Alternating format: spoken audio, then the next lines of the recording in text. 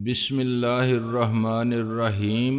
گمنام ہیرو کے معزز ناظرین، السلام علیکم۔ آئیے چلتے ہیں کہانی کی طرف۔ چند لمحے بعد نفیس صاحب کا رابطہ سرجن رحمان سے ہو گیا۔ چند منٹ باتیں کرتے رہے، آخرکار فون بند کر کے دوبارہ اپنی واسکٹ میں چھپاتے ہوئے بولے، سرجن رحمان بھی ہنی کو کہیں ٹرانسفر کرنے کے حق میں نہیں ہے، کسی دوسرے ملک لے جانا تو درکنار وہ اسے ایک بستر سے دوسرے بستر پر منتقل کرنے کے حق میں بھی نہیں ہے۔ وہ ویسے بھی اس کی زندگی کے بارے میں پر امید نہیں ہے، اس کے خیال میں وہ ایک بجھا ہوا چراغ ہے۔ رحیلہ فون پر ان کی گفتگو کے دوران ہی یہ نتیجہ اخذ کر چکی تھی۔ اس کے آدھے سیاہ سفید چہرے پر مایوسی پھیل چکی تھی۔ نفیس صاحب گویا اسے سمجھاتے ہوئے بولے، جو چیز ہمارے بس میں نہیں اس کے بارے میں تمہیں غمزدہ نہیں ہونا چاہیے۔ میں شاید غمزدہ نہیں، متفکر ہوں سر۔ رحیلہ خیمے کے دروازے کی طرف دیکھتے ہوئے کھوئے کھوئے سے لہجے میں بولی، مجھے کچھ اندیشہ محسوس ہو رہا ہے کہ جس فتنے سے ہم نے ٹکر لی ہے، اگر جلد از جلد اس کا سر کچلنے میں کامیاب نہیں ہو سکے تو وہ ہمیں دوبارہ ڈسے گا۔ نفیس صاحب تھوڑی مسلتے ہوئے پرخیال انداز میں اس کی طرف دیکھتے رہے۔ رحیلہ بولی، اس وقت ہمارے ارد گرد ایک سکوت سا طاری ہے، کوئی غیر معمولی واقعہ پیش نہیں آ رہا۔ مجھے کچھ یوں لگ رہا ہے جیسے سانپ زخمی ہو کر بل میں گھس گیا ہے اور دوبارہ حملہ آور ہونے کے لیے اپنی توانائی جمع کر رہا ہے۔ یہ سکوت کسی طوفان کا پیش خیمہ ہے۔ ہم اپنی سی کوشش کر رہے ہیں۔ نفیس صاحب بولے، تمہیں معلوم ہے ہم نے بہت بڑی منصوبہ بندی کی ہے اور بہت وسائل نہایت خاموشی سے اس میں لگا رکھے ہیں۔ تم اس منصوبہ بندی کا ایک حصہ ہو۔ مجھے امید ہے کہ واٹر سپلائی کی آڑ میں جو سرنگ کھودی جا رہی ہے وہ ہمیں ریڈ ڈاٹ کے زیر زمین قلعے تک پہنچائے گی، لیکن ہمارے انتہائی جدید اور انتہائی حساس آلات نے بھی اس علاقے میں کہیں زیر زمین کسی غیر معمولی چیز کی موجودگی کی نشاندہی نہیں کی ہے۔ رحیلہ بولی، میں اس سے مایوس نہیں ہوں۔ نفیس صاحب بولے، اس موضوع پر ایک میٹنگ میں ہم بات کر چکے ہیں۔ ہم سائنسی ایجادات میں ریڈ ڈاٹ کے مقابلے کا تصور بھی نہیں کر سکتے۔ جن سفید فاموں نے یہ تنظیم بنائی ہے، ان کے اپنے ملکوں میں بھی وہ ایجادات منظر عام پر موجود نہیں ہیں جن سے انہوں نے ریڈ ڈاٹ والوں کے حوالے کر رکھا ہے، اور ممکن ہے ان کے زیر زمین قلعے کے گرد بھی کچھ ایسے انتظامات موجود ہوں کہ کوئی ایسا غیر مرئی حالہ موجود ہو جس کی وجہ سے ہمارے حساس آلات بھی اس کی موجودگی کی نشاندہی نہ کر سکتے ہوں۔ ہمیں ان کے کمپیوٹروں سے جو نقشے ملے تھے، ان میں سے اس مخصوص ٹکڑے کی بہرحال کوئی اہمیت ظاہر کی گئی تھی جس کا صحیح مطلب ہم نہیں سمجھ سکے۔ رحیلہ کچھ سوچتے ہوئے بولی، یہ بھی ممکن ہے کہ جب ہمارے لوگ کھدائی کرتے ہوئے واقعی اس زیر زمین قلعے تک پہنچ جائیں تو اچانک کوئی زبردست تباہی شروع ہو جائے۔ ان کے حفاظتی انتظامات کچھ اس قسم کے ہوں گے کہ ہم یہ کارروائی کر کے پچھتانے پر مجبور نہ ہو جائیں۔ ہم تقریباً ایٹم بم کی سی تباہی کا مقابلہ کرنے کے لیے تیار ہیں۔ نفیس صاحب نے پہلو بدلتے ہوئے جواب دیا، تم سے اب کوئی بات چھپی ہوئی تو نہیں ہے۔ تمہیں معلوم ہی ہے کہ کنسٹرکشن مشینری کی آڑ میں وہاں کیا کچھ موجود ہے، اور پھر قدر اطمینان کی بات یہ ہے کہ یہاں چاروں طرف کافی دور دور تک ویرانہ ہے، زیادہ جانی اور مالی نقصان کا امکان نہیں ہے۔ رحیلہ خاموش رہی۔ ان کی گفتگو سے حالات کی تصویر میری نظر میں بھی واضح ہوتی جا رہی تھی۔ اچانک نفیس صاحب اپنی جگہ سے اٹھے اور ایک گوشے میں بچھی ہوئی چٹائی کے پاس جا بیٹھے۔ اس چٹائی پر چند گدڑیاں سی بھی لپٹی ہوئی رکھی تھیں، پرانا سا ایک حقہ بھی رکھا تھا۔ انہوں نے وہ چیزیں ایک طرف کو کھسکائی اور چٹائی کا کونا اٹھا کر اس کے نیچے سے زرد رنگ کا ایک بڑا سا لفافہ نکالا۔ لفافہ رحیلہ کی طرف بڑھاتے ہوئے وہ بولے، یہ وہی چند تصویریں ہیں جو ریڈ ڈاٹ کے کمپیوٹر سے ہمارے ہاتھ لگی تھیں۔ انہیں تم سیکرٹ سروس والوں کو بھجوا دینا، وہ انہیں اپنے خاص والٹ میں محفوظ کرا دیں گے۔ پتہ چلا ہے کہ یہ تصویریں کسی طرح بھی ہمارے ہاں پرنٹ نہیں ہو سکتی، کسی بھی فوٹوگرافک پیپر پر ان کے پرنٹ نہیں نکال سکتے۔ یہ تصویریں کسی عجیب ہی مٹیریل پر ہیں جو ان کے کمپیوٹر کے پرنٹر میں استعمال ہوتا ہے۔ رحیلہ یوں ہی سرسری سے انداز میں ان تصویروں کو لفافے سے نکال کر دیکھنے لگی۔ شاید وہ پہلے بھی انہیں دیکھ چکی تھی۔ وہ پلاسٹک کی ایک ٹرانسپیرنٹ پلیٹ پر تھیں اور دونوں طرف سے دیکھی جا سکتی تھیں، لیکن کچھ عجیب سی لگ رہی تھیں۔ وہ نہ تو کیمرے کی کھینچی ہوئی معلوم ہوتی تھیں اور نہ ہی ہاتھ کی بنی ہوئی۔ وہ کسی عجیب ہی مشینی عمل کے ذریعے تیار شدہ لگتی تھیں۔ سائز میں وہ تقریباً عام کتاب کے برابر تھیں۔ رحیلہ تاج کے پتوں کی طرح ایک سے دوسرے ہاتھ میں منتقل کر رہی تھی۔ وہ کئی عورتوں اور مردوں کی تصویریں تھیں۔ وہ سب سفید فام معلوم ہوتے تھے۔ ان میں سے کچھ مر چکے ہیں اور کچھ کی ہمیں تلاش ہے، رحیلہ نے گویا میری معلومات کے لیے سرسری سے انداز میں بتایا۔ اچانک ایک تصویر میرے سامنے آئی۔ وہ اسے ایک سے دوسرے ہاتھ میں منتقل کرنے لگی تو میں نے غیر ارادی طور پر اس کے ہاتھ پر ہاتھ رکھ کر اسے روک دیا اور اجازت طلب نظروں سے نفیس صاحب کی طرف دیکھتے ہوئے کہا، اگر رازداری مانے نہ ہو تو میں اس تصویر کو ذرا غور سے دیکھ لوں۔ نفیس صاحب دھیرے سے ہنس دیے۔ بڑی دیر میں تکلفات کا خیال آیا۔ ڈیئر افضل چودھری، ابھی تک تمہارے سامنے جو باتیں ہوتی رہی ہیں وہ سب ہی انتہائی رازداری کی تھیں۔ خانہ بدوشی کی آڑ میں ہمارا یہاں موجود ہونا ہی ایک اہم راز ہے۔ اب تم سے بھلا کون سی بات راز رہ گئی ہے؟ تمہیں تو خود اب بہت سے رازوں سے پردہ اٹھانے میں ہمارا ساتھ دینا ہے۔ میں نے چٹکی میں پکڑ کر رحیلہ کے ہاتھ سے ٹرانسپیرنسی نما وہ تصویر لے لی۔ شفاف پلاسٹک کی وہ شیٹ اس سیلو فین سے بھی پتلی معلوم ہوتی تھی جو ہمارے ہاں پیکٹوں وغیرہ پر چڑھائی ہوتی ہے، لیکن وہ فلم کے نیگیٹو کی طرح کراری تھی۔ وہ ایک عورت کی تصویر تھی۔ میں ایک ٹک اسے دیکھتا رہ گیا۔ تصویر میں گویا زندگی کے آثار موجود تھے اور وہ بھی جیسے ایک ٹک میری طرف دیکھ رہی تھی۔ میرے رگوں پہ میں خفیف سی سنسنی دوڑ گئی۔ اس عورت کی اصل شخصیت میں ہی نہیں، اس کی شفاف سی تصویر میں بھی کوئی ایسی بات تھی جس سے جسم میں سرد سی لہر دوڑ جاتی تھی۔ وہ اسی عورت کی تصویر تھی جس کی آنکھوں کا گویا کوئی رنگ تھا ضرور، لیکن سمجھ میں نہیں آتا تھا کہ اسے کیا نام دیا جائے۔ کوئی رنگ رکھتے ہوئے بھی وہ آنکھیں گویا بے رنگ تھیں اور اسیبی سی معلوم ہوتی تھیں۔ رحیلہ کی خفیف سی ہنسی سن کر میں چونکا۔ وہ شگفتہ لہجے میں بولی، لگتا ہے تصویر نے ہی ہپناٹائز کر دیا ہے۔ تصویر کو دیکھ کر ہی خود تصویر بن کر رہ گئے ہو۔ لگتا ہے جب اصل میں اس عورت کو دیکھا ہوگا تو پتھر کے ہو کر رہ گئے ہوگے۔ اس نے اندازہ لگا لیا تھا کہ میں اس عورت کو دیکھ چکا ہوں۔ میں نے کھنکار کر گلا صاف کرتے ہوئے اس کی طرف دیکھ کر کہا، کون ہے یہ عورت؟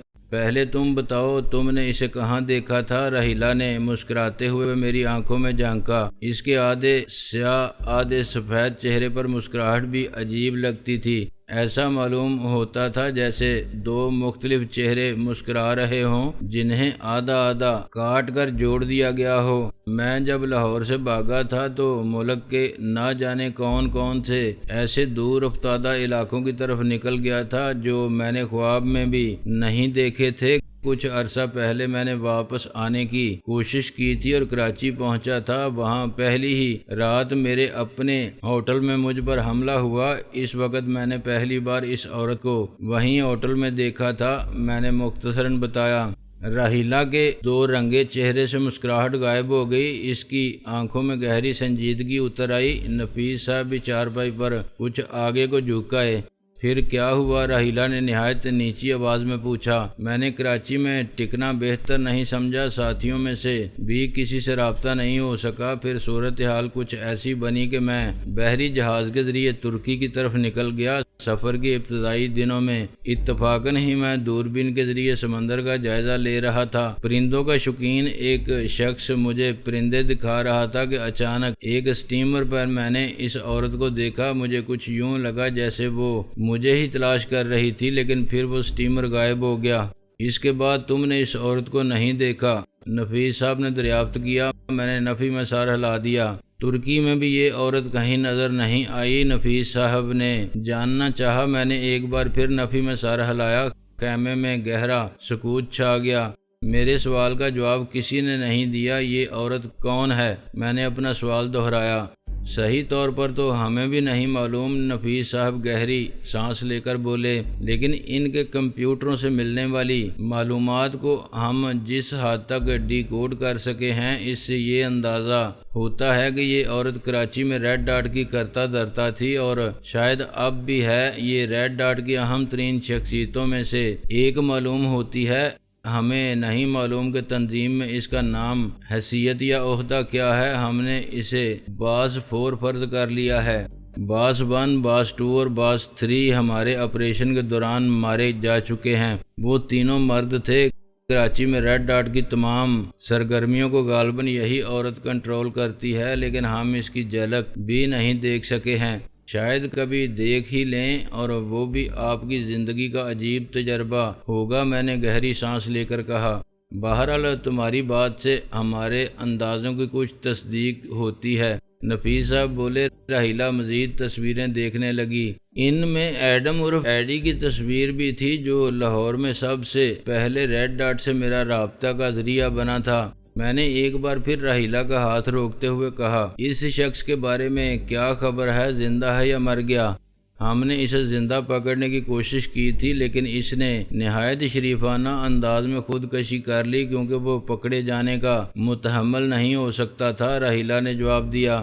وہ کیوں؟ میں پوچھے بغیر نہیں رہ سکا، کیونکہ وہ ہمارے ملک میں دوہری زندگی گزار رہا تھا، ایک نہایت طاقتور مغربی ملک جس کی ہم پر نوازشات کچھ زیادہ ہی ہیں، اور برسوں سے جس سے ہمارا ایک تعلق خاص چلا آ رہا ہے۔ ایڈی ہمارے ہاں اس کا کونسل جنرل تھا، لیکن اپنی شکل صورت میں تھوڑی سی تبدیلی کے ساتھ وہ ریڈ ڈاٹ کے خاص آدمی کا کردار بھی ادا کر رہا تھا۔ اس نے اپنے ملک پر آنچ نہیں آنے دی، زندہ ہمارے ہاتھ نہیں آیا۔ پھر راحیلہ خود ہی طنزیہ لہجے میں بولی، حالانکہ وہ زندہ بھی ہمارے ہاتھ آ جاتا تو ہم اس کا یا اس کے ملک کا کیا بگاڑ لیتے؟ ہمیں ایک جھڑکی پڑتی یا ایک دھمکی ملتی اور ہم فوراً دوبارہ ریت میں سر گھسا کر بیٹھ جاتے۔ اس نے اپنے ملک پر آنچ نہیں آنے دی، زندہ ہمارے ہاتھ نہیں آیا۔ پھر راحیلہ خود ہی طنزیہ لہجے میں بولی، حالانکہ وہ زندہ بھی ہمارے ہاتھ آ جاتا تو ہم اس کا یا اس کے ملک کا کیا بگاڑ لیتے؟ ہمیں ایک جھڑکی پڑتی یا ایک دھمکی ملتی اور ہم فوراً دوبارہ ریت میں سر گھسا کر بیٹھ جاتے۔ میں نے نفیس صاحب کی طرف دیکھا، انہوں نے نظریں چرا لیں اور اپنی جیب سے ایک اور بیڑی نکال کر پرخیال انداز میں اسے تکنے لگے۔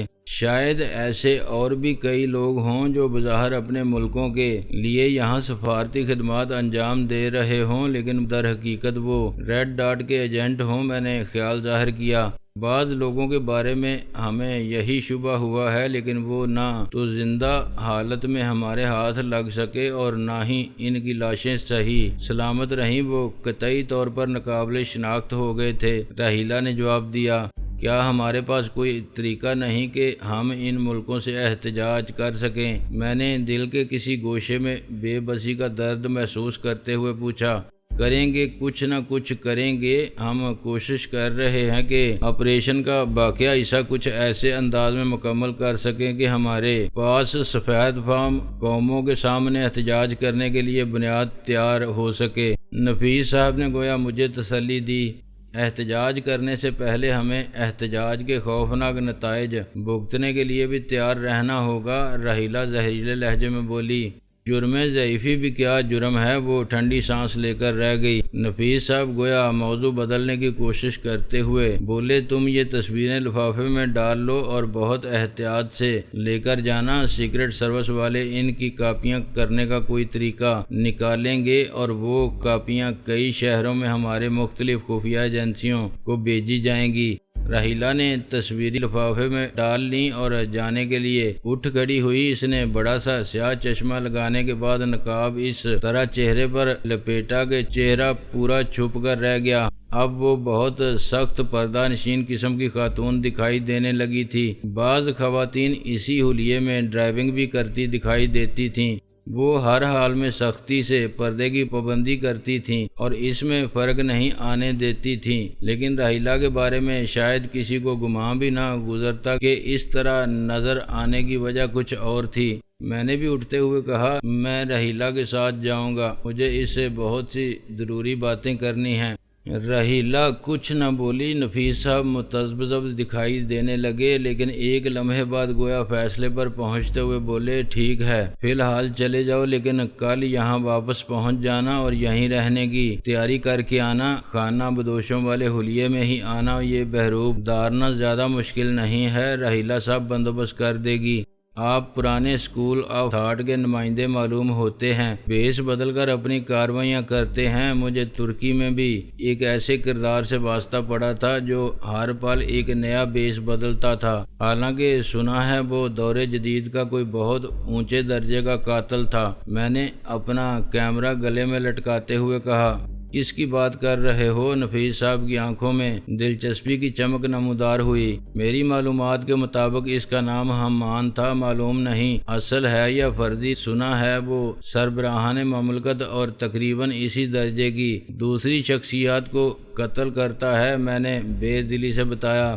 اوہ حمان! نفیس صاحب کی آنکھیں ذرا پھیل گئیں۔ تمہیں اس سے واسطہ پڑا تھا؟ انہیں گویا یقین نہیں آ رہا تھا۔ جی ہاں، اسے لیڈی ڈائنا کے دورہ ترکی کے موقع پر اس کے قتل کا کنٹریکٹ ملا تھا۔ مجھے ایک ایسی برطانوی شخصیت کی رفاقت میسر آ گئی تھی جس کی وجہ سے مجھے اس معاملے میں ٹانگ اڑانا پڑی، اور حمان کنٹریکٹ پورا نہیں کر سکا۔ وہ مجھ سے بہت خفا تھا۔ اس نے بعد میں 24 گھنٹوں کے اندر 2 مرتبہ مجھے قتل کرنے کی کوشش کی۔ قسمت ہی اچھی تھی کہ بچ کر آ گیا ہوں۔ لیکن کیا آپ اس شخص کو جانتے ہیں؟ نفیس صاحب گویا کسی خیال سے چونکتے ہوئے بولے، ظاہر ہے ذاتی طور پر تو نہیں جانتا، لیکن ملک کی ایک سب سے بڑی خفیہ ایجنسی کے سربراہ کی حیثیت سے میرے لیے اس کے بارے میں باخبر رہنا ضروری ہے۔ ہمارے پاس اس کے بارے میں ایک مختصر سی فائل موجود ہے، لیکن مجھے یقین نہیں آ رہا کہ تمہیں اس سے واسطہ پڑا اور تم اس سے بچ کر آ گئے۔ انہوں نے سر کو خفیف سا جھٹکا دیا اور کچھ رشک آمیز سے لہجے میں بولے، تم واقعی ایک خوش قسمت انسان ہو افضل چودھری۔ نقاب پوش رحیلہ ایک نظر میری طرف دیکھ کر بولی، صرف خوش قسمت نہیں، بے پناہ باصلاحیت بھی۔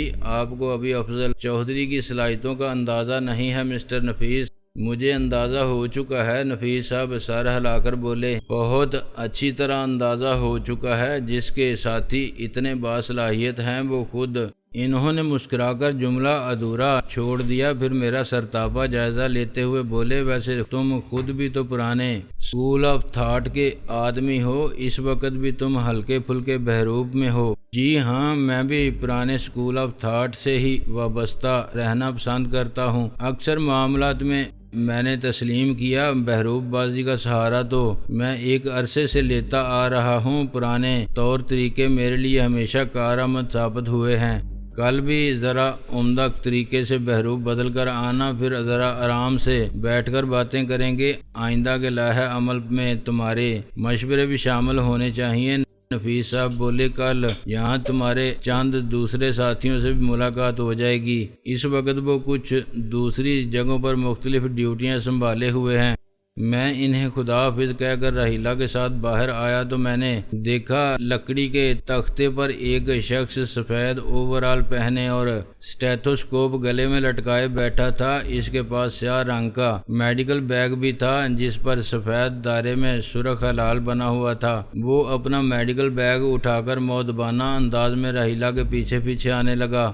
ہم بستی سے باہر آئے تو میں نے دیکھا سڑک کے کنارے ایک سفید ویگن کھڑی تھی جس پر سرکاری سرپرستی میں چلنے والی فلاحی تنظیم کا نشان بنا ہوا تھا جو مختلف مواقع پر طبی امداد فراہم کرتی تھی۔ جلی حروف میں تنظیم کا نام بھی لکھا ہوا تھا۔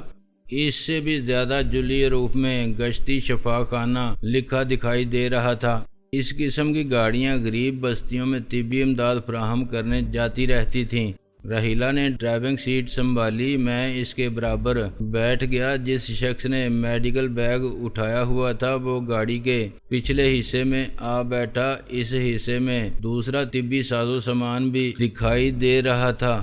رحیلہ تصویروں کا جو لفافہ نفیس صاحب سے لے کر آئی تھی وہ سیٹوں کے درمیان سے اس شخص کی طرف بڑھاتے ہوئے بولی، یہ لودھی صاحب کو پہنچا دینا۔ میں نے مڑ کر اس شخص کی طرف دیکھا۔ اس کا چہرہ گول مٹول سا تھا اور ناک پر موٹے شیشوں کی اینک ٹکی ہوئی تھی۔ وہ بالکل ہونک نظر آ رہا تھا۔ اسے دیکھ کر مجھے اپنا ایک مہربان وسیم احمد یاد آ گیا۔ وہ بھی کچھ ایسی ہی شخصیت اور ایسے ہی چہرے مہرے کا مالک تھا، لیکن وہ نوجوان اور ذرا ہلکے جسم کا تھا، جبکہ یہ شخص پختہ عمر کا تھا۔